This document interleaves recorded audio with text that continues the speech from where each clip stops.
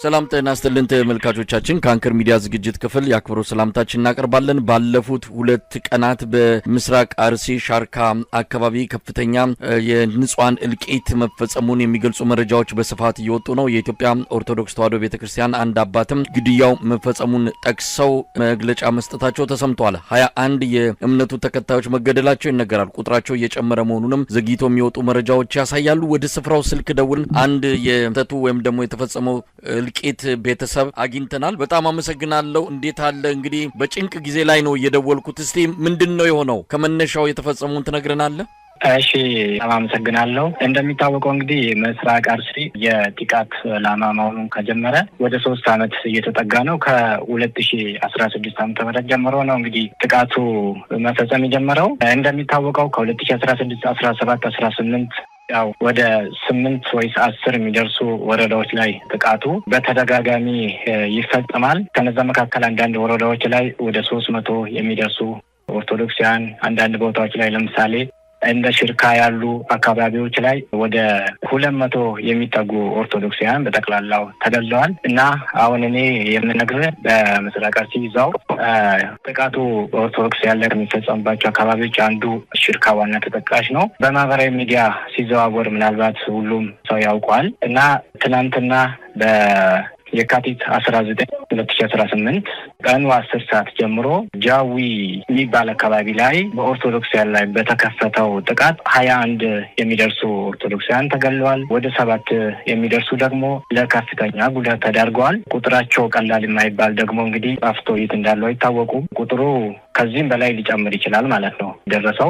አሁንም ቢሆን ከመቼ ደግሞ ከ11 ሰዓት በኋላ የሰማዕታቱን ቤተሰቦች ጨምሮ ቤታቸው ላይ እሳት ተለቆ ሰፈሩ እየነደደ ነው ማለት ከ11 ሰዓት በኋላ ጀምሮ ያለው በጣም ከፍተኛ አጣብቂኝ ውስጥ የተለያዩ ቦታዎች ላይ ጥቃት የሚፈጽሙ ሰዎች በቀን እየታዩ ነው። ኦርቶዶክሳውያንም በጣም አስቸጋሪ ሁኔታ ውስጥ ነው ያሉት። ይሄ ነው መሳይ።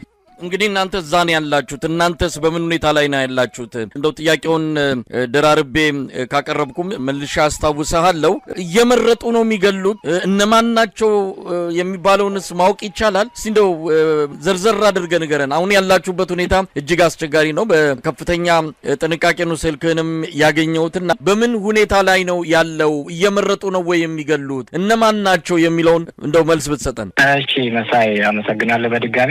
እንግዲህ አሁን የሚፈጸመው አርሲ ላይ እንደሚታወቀው በመላ ኦሮሚያ ጥቃት የተፈጸመ ነው። አርሲ ላይ ከሌሎች ስፍራ ልዩ የሚያደርገው አንድ ሃይማኖት ላይ ያተኮረ ነው። ተለይቶ ነው የሚደረገው። በነገራችን ላይ ሁሉ የኢትዮጵያ ሕዝብ ማወቅ ያለበት ተለይቶ ነው። አንድ ሃይማኖትን ትኩረት ያደረገሱም የኢትዮጵያ ኦርቶዶክስ ተዋሕዶ ሃይማኖት ላይ ያነጣጠረ ነው ጥቃቱ ማለት ነው። ኢትዮጵያ ኦርቶዶክስ ተዋሕዶ ቤተክርስቲያን ላይ ያነጣጠረ ጥቃት ነው እና አሁን ያለንበት ሁኔታ በጣም አስቸጋሪ ነው። እውነት ለመናገር አሁን እንኳን እያወራው እያለው ራሱ ምን እንደሚፈጸም አይታወቁም። እና እነዛ ማን ናቸው? አሁን ብዙ ጊዜ ይሄንን ለመግለጽ ይፈራል። በቤታችንም ያለው ነገር ያው ታጣቂዎች የማይታወቁ ኃይሎች የሚባሉ ዘገባዎች ብዙ ጊዜ ይሰጣሉ። ግን እነዚህ መንግስት ያደራጃቸው እምነትን መሰረት አድርገው የሚንቀሳቀሱ ናቸው። እንግዲህ ይሄ አርሲ የእምነት እንትን አለበት። በጣም ብዙ ጊዜ የእምነት ችግር ይነሳበታልና እነዚህ በእምነት ታጥቀው የሚንቀሳቀሱ በሚገርም ነገር የኦነግ ሸኔን ዩኒፎርም የወታደር ልብስ ይለብሳሉ። ጸጉራቸውን እንደዚህ ያሳድጋሉ። ግን 100% የአንድ እምነት ብቻ ያለበት ሌላ ቤተ እምነት ከፕሮቴስታንትም ከካቶሊክም ከዋቄፈናውም ከኦርቶዶክሱ ምንም የሌለበት የአንድ እምነት ብቻ ታጣቂዎች ያሉበት ያለው እውነታ ይሄ ነው መሳይ። በምን አውቃችሁ እንግዲህ መንግስት ከጀርባው የሚደግፈው ነው የሚለውን በተመለከተ እንግዲህ በዚህ በኩል በትክክል ማስረጃ ያው መረጃዎች እንዳሉ እኛም የደረስንባቸው አሉ። እዛ ጋር ማን አደራጅተው ማን እንደሚያሰማራ በመረጃ ደረጃ ብዙ ነገር ይባላል። ግን እናንተም በማስረጃ ይሄ የመንግስት እጅ ከጀርባው አለበት መንግስት ነው አስታጥቋቸው የላካቸው የሚለው ድምዳሜ ላይ ለመድረስ ምን ማስረጃ አላችሁ? መልካም እልፍ ማስረጃዎችን ማቅረብ ይቻላል። ለምሳሌ ጥቃቱ ከመፈጸሙ አስቀድሞ ምን ሆነ መሰል ሽርካ ላይ መጀመሪያ ጥቃቱ ከመፈጸሙ አስቀድሞ መንግስት የታጠቁ ኦርቶዶክሳውያንን ትጥቅ አስፈታ። ህጋዊ የሆኑትንም ደግሞ በራሳቸው ለመከላከል የታጠቁትን መንግስት በአዋጅ እዛ የወረዳ የሚያስተዳድሩ ሰዎች ትጥቅ እንዲፈቱ አደረጉ። ከዛ እነዛ ምሽት መጥተው ጥቃት ይፈጽማሉ። ከዛ ኦርቶዶክሳውያን ጥቃት ደረሰብን ብሎ ሄደው ሲያመለክቱ አናውቃቸውም እንዲሁም ደግሞ ኦርቶዶክሳውያን 2-3 ሆነው በሚሄዱበት ወቅት እናንተ ፋኖ ናችሁ ብሎ መንግስት ራሱ ኦርቶዶክሳን ያሳድዳል። ኦርቶዶክሳን ለምሳሌ በጣም በሚገርም ሁኔታ ሌላ የሚያደርጉት ደግሞ ኦርቶዶክሳንን ራሳቸው ግስታይላት ራሳቸው ኦርቶዶክሳንን ደግሞ ነው ተዋጉ ብሎ ኦርቶዶክሳንን በፊት አስቀድሞ ኦርቶዶክሳን እንዲመጡ ያደርጋሉ። አስቀድሞ እና እልቂቱ ሲፈጸም ደግሞ ድረሱልን ሲባሉ ሆን ብለው ድምጻቸውን አጥፍተው ዝም ይላሉ ማለት ነው። ግን የኦርቶዶክሳን ጥቃት ኦርቶዶክሳን ለሚደርሰው ጭፍጨፋ ወደ ሚዲያ ሲወጣ ደግሞ መጀመሪያ መግለጫ የሚሰጡት እነሱ ናቸው።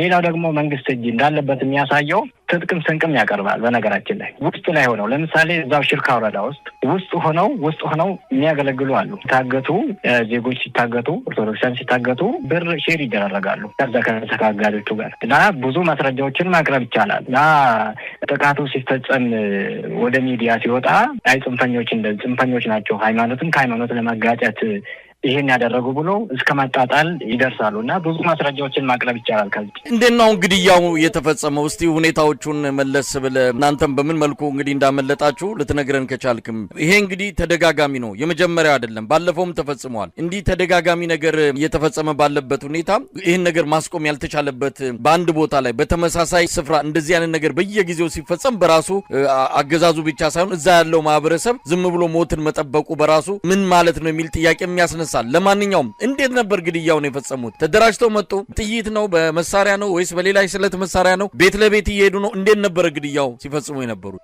እሺ መሳይ ቅድሚያ ምን ያደርጋሉ መሰለ?